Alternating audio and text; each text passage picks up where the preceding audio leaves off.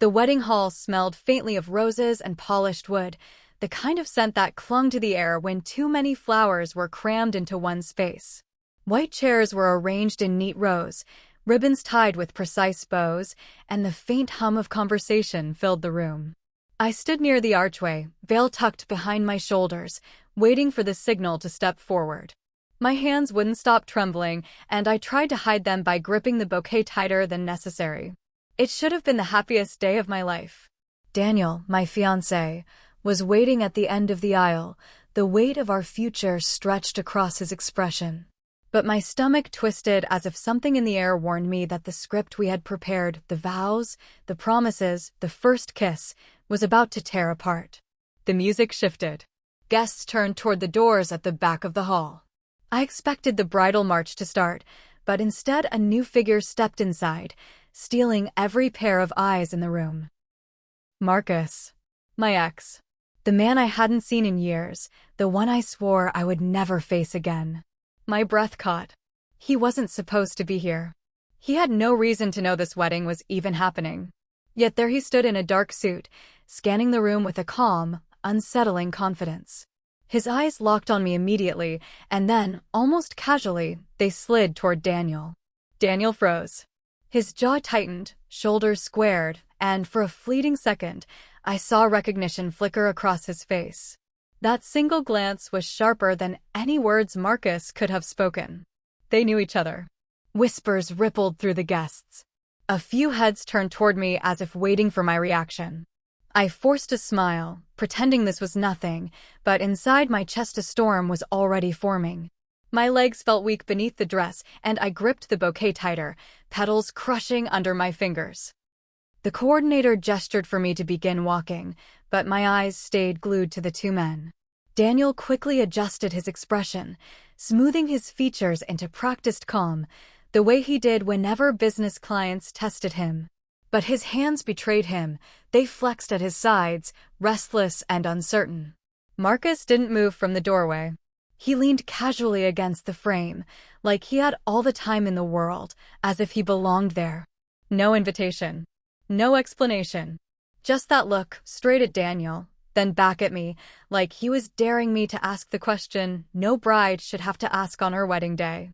I forced myself to walk forward, each step heavy, each face in the crowd a blur. Daniel smiled when I reached him, but the smile didn't reach his eyes. He avoided looking at Marcus, which only made it more obvious that they shared something I wasn't supposed to know. The officiant began the ceremony. Words echoed through the hall, vows and love and forever, but I barely heard them. My mind kept circling this same impossible thought. How did Marcus get here? More importantly, why would Daniel look at him like that? When it was my turn to speak, my throat tightened. I stumbled over the words, earning a sympathetic smile from the audience. Daniel squeezed my hand, a gesture that should have steadied me. Instead, it felt rehearsed, almost desperate, as if he was willing me not to notice the truth unfolding in plain sight. Marcus stayed standing at the back the entire time. He didn't leave. He didn't clap. He just watched, arms crossed, expression unreadable. Every time I glanced that way, I found his eyes waiting for mine. It wasn't affection.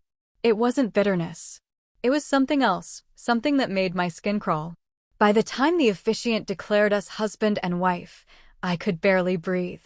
Daniel kissed me. The room erupted in applause, but my gaze darted toward the doorway again. Marcus didn't flinch. He just gave the faintest nod, like he had confirmed whatever secret he carried with him. That night was supposed to mark the beginning of my life with Daniel. Instead, a single, silent look between two men left me asking questions I couldn't answer. And the one I feared most burned louder with every heartbeat. What did Daniel and Marcus know about each other? What were they hiding from me?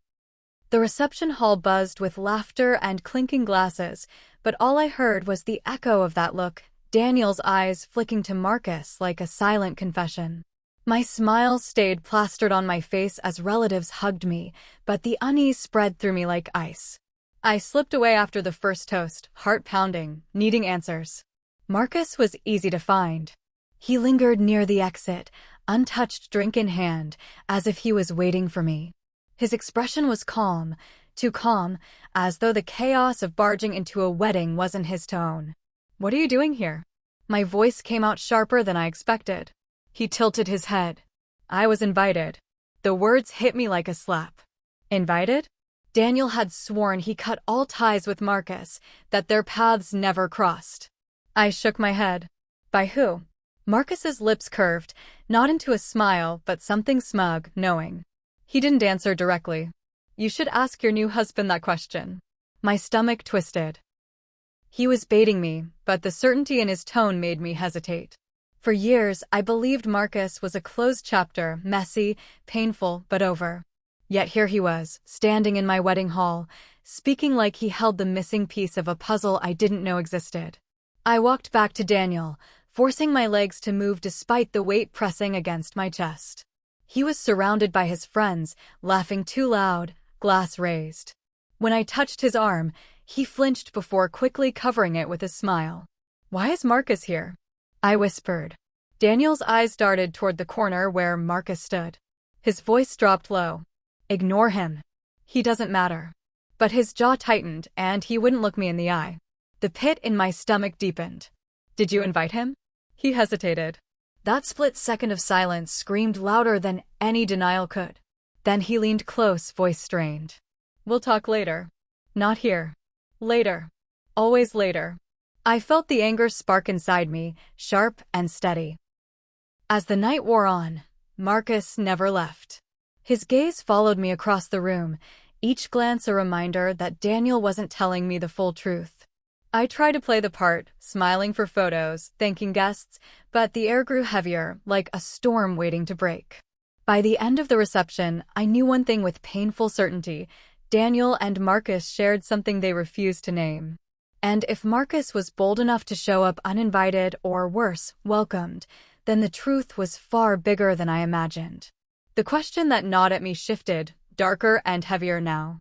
Had I just married a man who built our entire future on lies? The drive back to the hotel was silent. Daniel's hand rested on the steering wheel, his knuckles pale from gripping too tightly. I watched the city lights blur past the window, my own pulse louder than the traffic outside.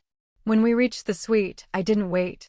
"Tell me the truth," I demanded the moment the door shut behind us. "Did you invite Marcus?" Daniel exhaled, shoulders sagging. He didn't deny it. "Yes." The single word cracked something inside me.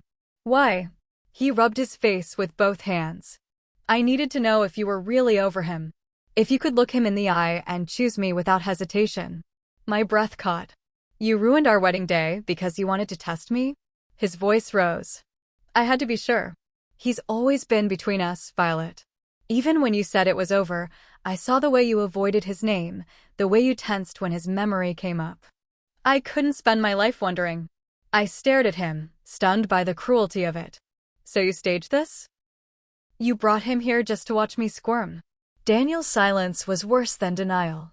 He shifted uncomfortably, pacing the room, as if waiting for me to understand. But I couldn't. Love wasn't supposed to feel like a trap. I turned toward the window, gripping the curtains so hard the fabric twisted in my hands. My wedding gown still clung to me, but it felt like a costume, something false. "You didn't trust me," I whispered. "You never did." Behind me, Daniel stepped closer, but his words only deepened the wound. "Marcus agreed too easily. That's what scares me." I spun around. "Agreed to what?" His eyes flickered, just a fraction, but I caught it. He knew something else, something he wasn't saying. Before I could press further, a knock rattled the door. Daniel's face drained of color. I opened it, pulse racing, and found Marcus standing there, as if summoned by my doubts. His smile was thin, deliberate. "Maybe it's time she heard the rest," Marcus said quietly, gaze sliding past me to Daniel. My throat tightened. "The rest of what?" Neither of them answered right away. Daniel's jaw clenched, Marcus's smirk widened, and the silence between them felt like a wall I was about to crash through. That was the moment I realized the truth wasn't just about me or our wedding. It was about something bigger, something they both knew and I didn't. And whatever it was, they had been keeping it from me together. Marcus stepped into the suite without waiting for permission. His presence filled the room, and Daniel didn't stop him. That alone told me everything. I had been the last to know, the one left in the dark while these two men decided the shape of my life. "Start talking," I said, my voice sharper than I felt inside. "Both of you." Marcus didn't hesitate. "Daniel reached out months ago. He wanted leverage. He thought I could help him secure something, your family's company." The words crashed over me like ice. I turned to Daniel, searching for denial, some shred of the man I thought I loved. He didn't deny it. Daniel's hands shook as he tried to explain. "I was protecting us. Your father never trusted me, Violet. He was going to cut me out of the business deal. Marcus knew the old contracts. He said he could help me, help us. Help us?" My voice cracked. "By lying to me?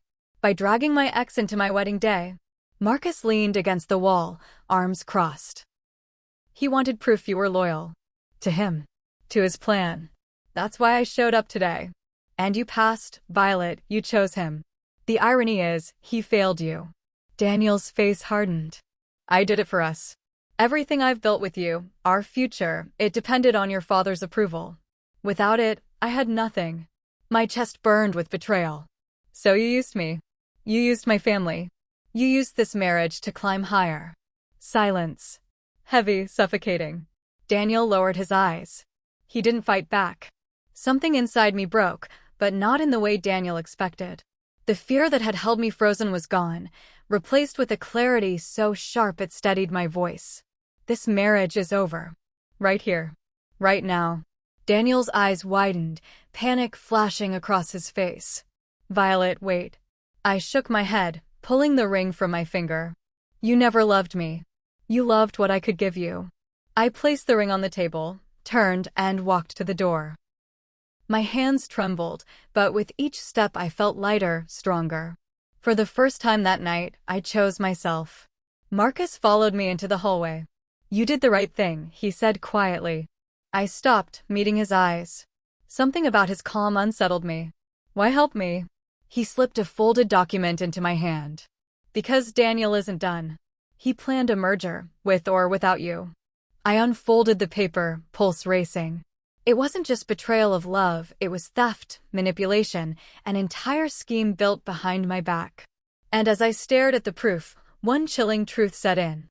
Walking away from Daniel saved me from losing more than my marriage. It saved me from losing everything.